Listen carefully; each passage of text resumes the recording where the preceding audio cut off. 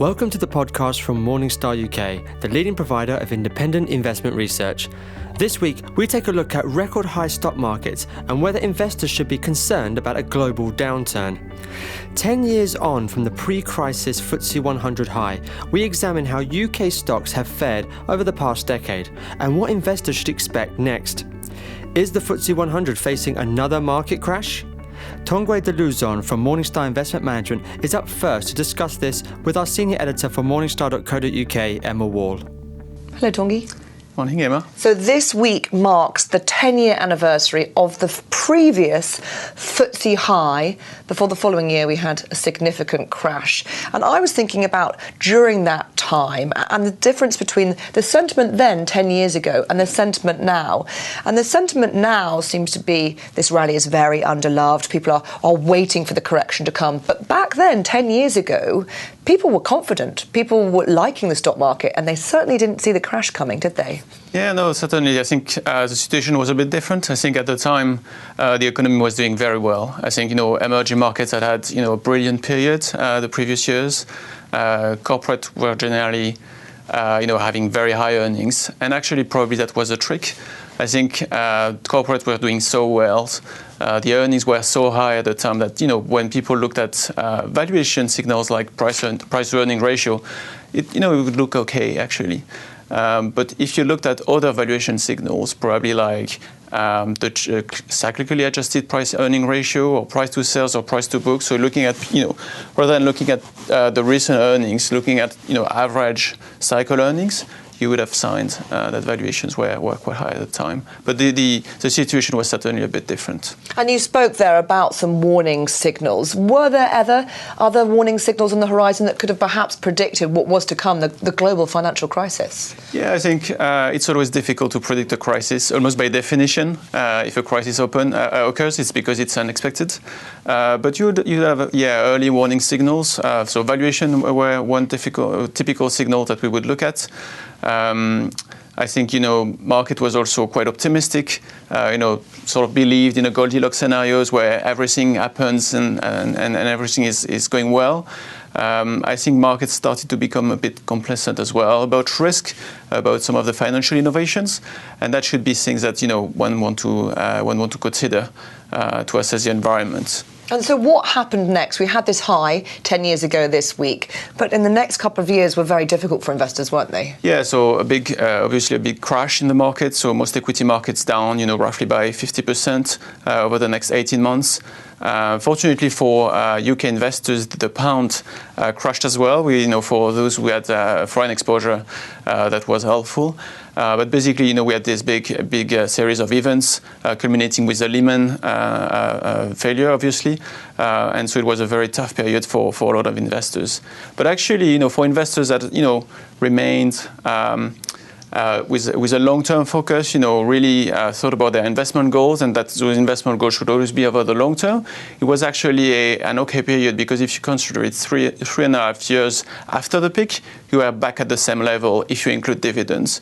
And so it's really a tough period for a few years, but for long-term investors, it was actually possible to navigate through those difficult periods and to maintain investments. And 10 years after, we're actually 60% above that level. So, it's close to 5% per annum. So not a fantastic return, but something okay for someone who invested for his pension. It's always easier said than done with that, though, because as we know through a lot of the behavioural science that we've studied here at Morningstar, when a crash comes, people tend to take their money out. They do panic. So what can we learn from that experience, from the figures that you've just told us, about the fact that the market now is looking similarly overvalued by a number of metrics? Yeah, so I think there are a few things to be prepared. You need to be prepared for this thing. You can't really, think about what you're going to do as it happens. So I think there are a few things, a few key investment principles that you need to have. And a few of the ones I would highlight is, keeping that long-term horizon in mind, remaining focused on that long-term. That's very important. I think valuation is probably the most useful tool in terms of assessing where we are. looking at the fundamentals as well, not only to assess what's the most likely scenarios, but what the range of scenarios, and trying to see whether there will be periods where there is an asymmetry in those scenarios, where the chances of positive scenarios are becoming, slimmer, and when actually the chances of a negative scenario, of a negative shock, are becoming larger. And then the last I would advise is to be independent-minded. In those periods, all the press, all the media is very negative. You talk to your friends and families; they are very negative, and it's very difficult to keep, to keep calm, to control your emotions. But if you're able to do that, then you should stick with your investment in those periods. And maybe actually there are some opportunities that are offered to you to buy at very cheap prices stocks that are actually might be quite attractive. Tanguy, thank you very much. You're welcome. The Federal Reserve is expected to raise interest rates next month. Will this trigger a correction in US equities, a market which is looking increasingly expensive? Paul O'Connor, head of multi-asset at Janus Henderson, is up next to discuss if a Fed rate rise means the US stock market will fall. Hello, Paul. Hi, Emma. So many investors, myself included, have done pretty well out of the US equity bull market, but things are starting to look toppy now. Have we seen the beginning of the end for this bull run? Well, it's certainly been a long expansion. We're, I guess, eight years into the bull market in equities, 8 years into the bull market in credit, and the US has led the way. So it's only natural at this stage of the financial and economic cycle to begin to think that returns are going to get lower and volatility is going to pick up. And we're beginning to see some, episodic bouts of volatility over the last couple of years, but markets have still delivered quite decent returns. Valuations, though, do tell us a lot about what returns are going to be over the medium term. They don't tell us a lot about the short term. And certainly when we look at the US equities today, we'd say the current valuations imply that returns are going to be pretty modest over the medium term. Starting from here, there are more attractive markets we can find elsewhere where expected returns will be higher. What happens over the next few months, the next few years, I think is much less about valuations. Valuations' predictive power is best over the next 5 and 10 years. I think what happens in the next few months, in the next few quarters, I think it's going to be a lot more about the Fed, a lot more about the macro momentum. And of course, market timing is famously difficult to get right. But you mentioned the Fed there, and that may well be a trigger for this correction, because the Fed has indicated, and indeed markets are pricing in, a rate rise next month in June. And as bonds become more attractive from a yield point of view, that may well see a drawdown in equities as those people who are forced up the risk scale can go back into that perceived safe haven of T-bonds. It's a possibility. I think the Fed and central banks more broadly have had a tremendous effect on financial markets, in the post-crisis environment, particularly on the valuation side. And when we look at equities, we typically see 3 stages to that cycle. Early in the economic cycle, when the central banks are easing, valuations go up. Towards the end of the economic cycle, where the central banks are tightening, valuations tend to come down. Where we've been the last year is in the mid-cycle, where the central banks go relatively quiet and it becomes much more about earnings growth. And I'd say the story of this year has really been about that. The central banks aren't doing an awful lot, and the earnings growth is coming through. So markets are almost beginning to disregard the central banks, thinking what they do will be quite modest and will have a modest impact. And instead they're celebrating the fact that we're getting fairly decent earnings growth, even in the US, although the growth is stronger elsewhere.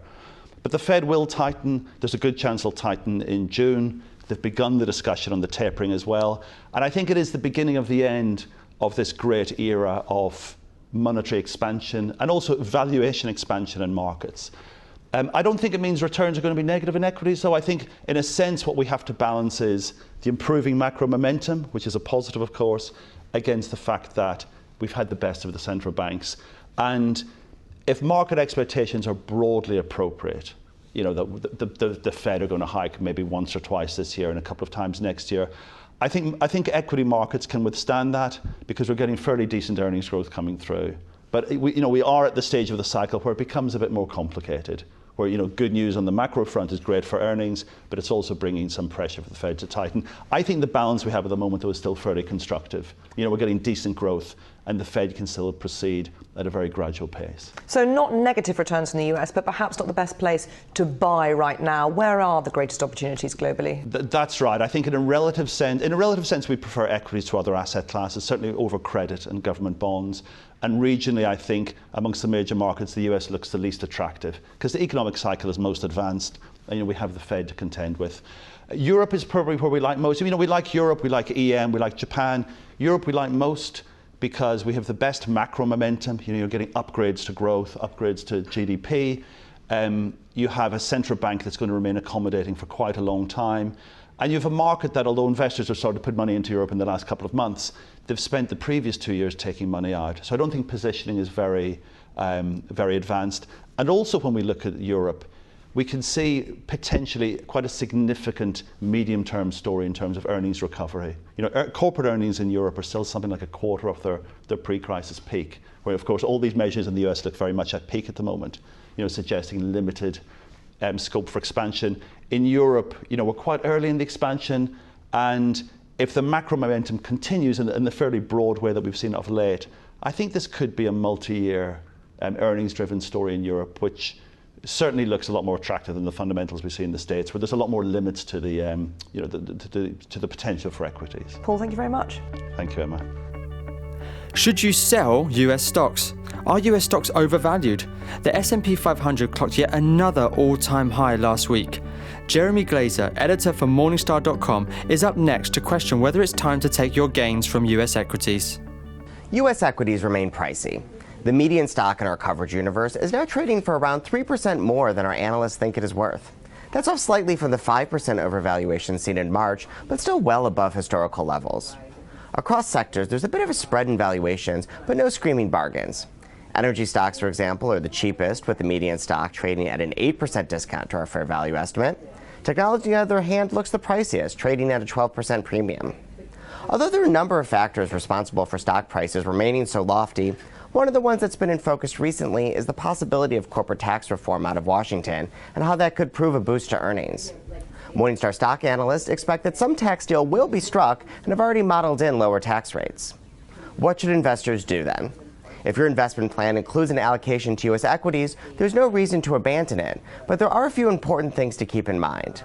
First, this is a good time to check your asset allocation and potentially rebalance if your exposure to U.S. stocks or equities in general have become out of whack. Second, be prepared for volatility. We already saw one big sell-off when the prospect of reforms became dimmer, and although stocks subsequently recovered, it was a reminder that markets aren't always docile. Make sure you have both the risk tolerance and capacity to withstand that. Finally, it's not a bad idea to have a watch list of stocks or a good value manager to take advantage of opportunities if they do open up. Concerned about a market correction? Morningstar Investment Management's Dan Kemp, Chief Investment Officer for EMEA at Morningstar Investment Management, explains you can buy portfolio protection, but it won't be cheap. As valuation-driven investors, we're constantly searching for assets that are priced below their fair value. Warren Buffett put it best when he said, "I like my stocks like I like my socks, on sale." The challenge is that as prices rise, there are fewer stocks on sale. It's more difficult to identify value, which has become more concentrated in certain sectors and emerging markets like Russia. There are two drawbacks to this. The first is that markets are more vulnerable to a sharp downward movement as prices correct back to long-term norms. And secondly, there are fewer drivers in the portfolio, increasing the risk of any one driver derailing future returns. Now, this probably isn't an issue if you're a very long-term investor. You can afford to ride out these ups and downs in the market. But if you have a shorter-term investment horizon, this can pose a significant risk that you won't get back as much as you need. So one of the things that you can do is take out some form of portfolio insurance, buying an asset that will counteract some of these market moves. One of the best value forms of insurance that we found is US government bonds, which tend to work in the opposite way from equity markets and have become much better value over the last year. And so that's an area that we're looking at quite closely at the moment. But remember, all insurance has a cost and the payout is uncertain. And so don't buy it unless you need it. Absolute return investor Jonathan Gumpel, manager at Brooks Macdonald's Defensive Capital Fund, draws comparisons between today's stock markets and those of 2007 and warns investors not to take too much risk and that now might be the right time to buy gold. Hello, John. Hi, Emma. So we're having a look at markets at the moment, and I'll be honest, I'm beginning to feel a little bit nervous because valuations are looking stressed. And we met a couple of weeks ago, and you drew some alarming comparisons with today's market situation and 2007, didn't you? Yes, I mean, I think you can draw many parallels, both with 2007, with 1999.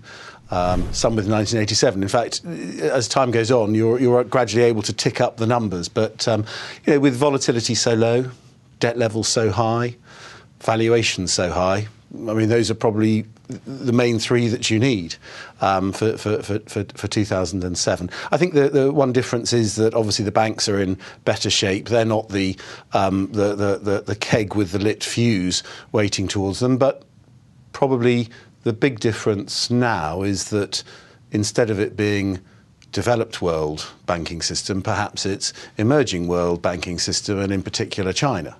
I think our views are simply that certainty is reducing,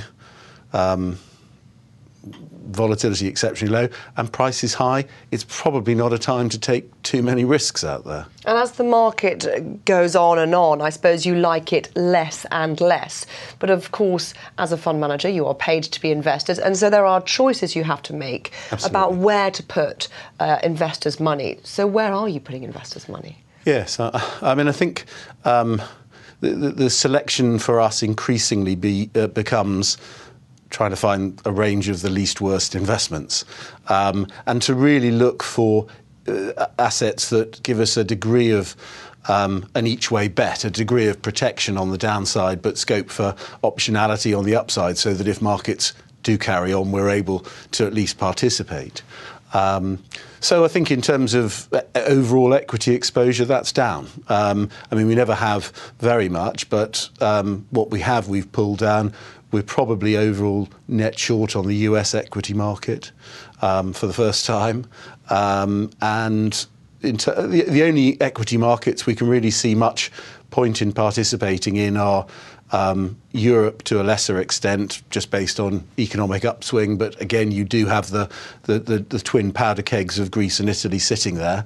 We may have jumped one or two hurdles over there, but I think possibly there may be more. But Japan, I mean, Japan seems to us the really the best each way bet, because it's the least expensive market on a whole range of measures, but also probably the most exposed to a cyclical upswing if there is one. So I think that that of the equity markets, Japan is probably our sole primary exposure, as we've got indirect exposures to a range of others. And I suppose that's a good point to make. As an absolute return fund manager, you do have a number of levers at your disposal which can help limit the downside as and when it comes. Absolutely. I mean, part of it, a lot of the classic opportunities for transitioning, moving money from risk assets to defensive assets, that game is probably over, because with bond valuations as they are, you actually have to be a little bit more thoughtful about where you invest now. So we've probably, because of the risks in the primary bond market, we've increased our exposure to convertibles. We see convertibles as again giving us that great risk reward each way bet. We also have increased our exposure to real assets. We think, so we've got some gold. That's probably a monetary asset in a sense rather than an inflationary asset. But if they have to go Weimar, with the US weakening, then gold will do well. But just inflation-protected assets are probably a good place to sit in for the short to medium term. John, thank you very much. Great, thank you. Traditional pension portfolios move savers' cash into lower risk assets as they approach retirement. But new research from Seven Investment Management suggests this default should be reconsidered. Emma Wall is up next to talk about how to manage risk as you approach retirement. Traditional pension portfolios are high risk at the beginning of your savings journey and are de-risked as you approach retirement, moving your portfolio out of equities and into bonds and cash. This is known as lifestyling. However, new research from Seven Investment Management suggests that this is actually the opposite of what you should be doing in order to survive your retirement and not run out of money before you die.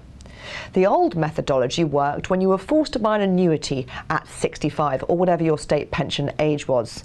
You wanted to make sure you had capital preservation in those last couple of years before you have to buy that annuity.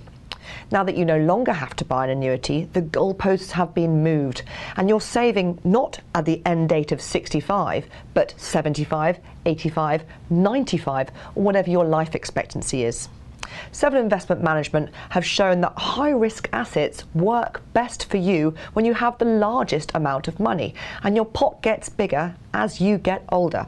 So it might be time to get rid of traditional pension portfolio theory and stick to higher risk assets as you approach retirement and indeed through retirement in order to make sure you don't run out of cash before you die. And that's the end of this edition. We hope you enjoyed this programme. From everyone here at Morningstar UK, thanks for listening.